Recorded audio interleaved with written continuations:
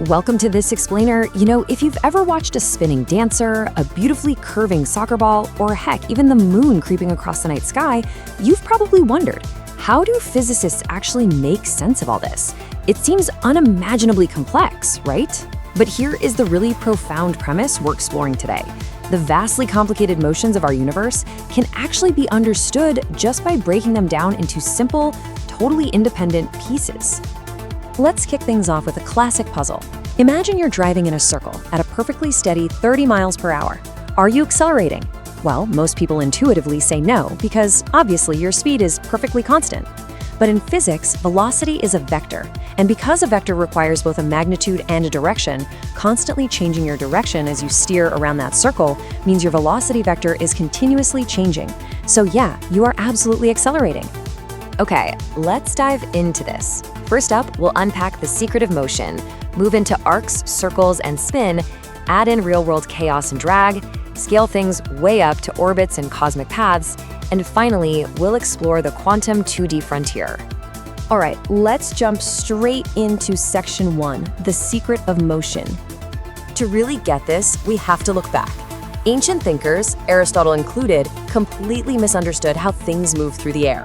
Aristotle literally thought a thrown stone first moves forward, then just stops, and finally falls straight down, two totally separate phases. It was Galileo who finally cracked the code, realizing horizontal and vertical motions happen at the exact same time, but are completely independent of each other. To really grasp this, we need the essential mathematical language of physics, the vector.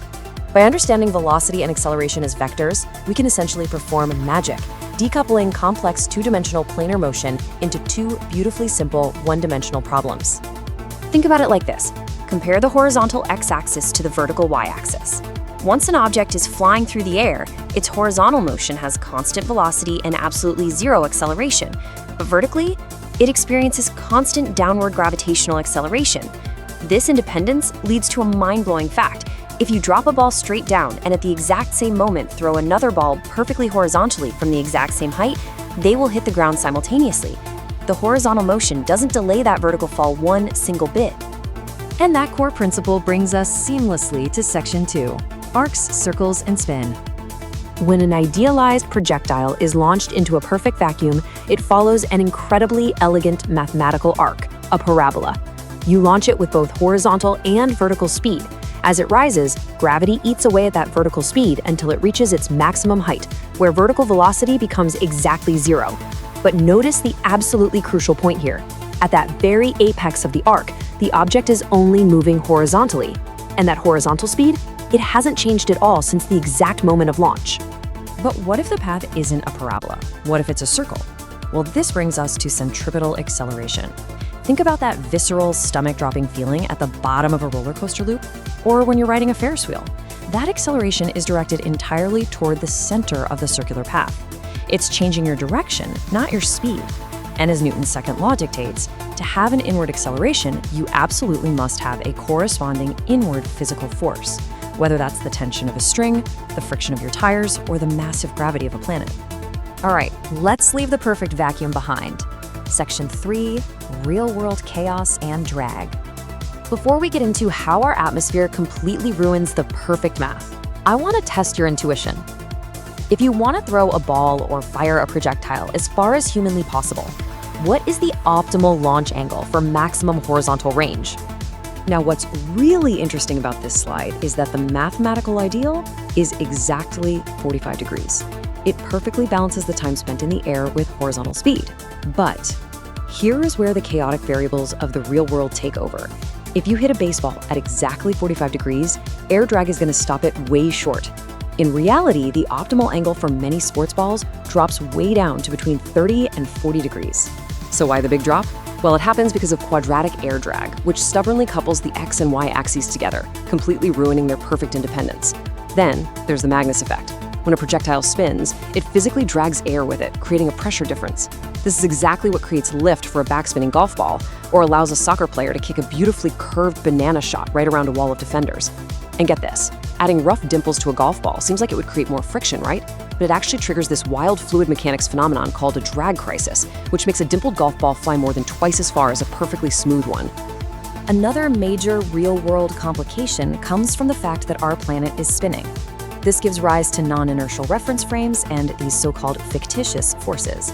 Now, the centrifugal force is that outward pull you feel on a merry-go-round, while the Coriolis force acts on moving objects.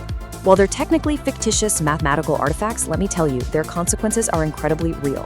The Coriolis effect dictates the rotation of massive ocean cyclones. It requires long-range military snipers to meticulously calculate ballistic deflection, and it gives us the beautifully rotating plane of the Foucault pendulum. Let's move to and see how this builds. Section 4. Orbits and cosmic paths. We're scaling things way up. Out in the vastness of space, gravity provides the exact centripetal force needed to keep satellites locked in uniform circular orbits. And when we look at the planets, their orbital mechanics flawlessly adhere to Kepler's laws of two-dimensional motion, creating these incredibly elegant elliptical conic sections. We even see complex repeating Lessage's figures out there when harmonic frequencies interact in two dimensions. To truly wrap our heads around these complex cosmic systems, physicists had to move beyond Newton's simple forces. Using Lagrangian and Hamiltonian mechanics and looking at the whole system's kinetic and potential energy, physicists applied Noether's theorem. What they found were deep, profound conservation laws linked directly to the fundamental symmetries of the universe itself. Okay, let's shrink things way, way down. Section 5, the quantum 2D frontier. And this brilliantly illustrates a massive shift in how we understand physics. On a macroscopic scale, we have classical Newtonian matter reliably following parabolic arcs.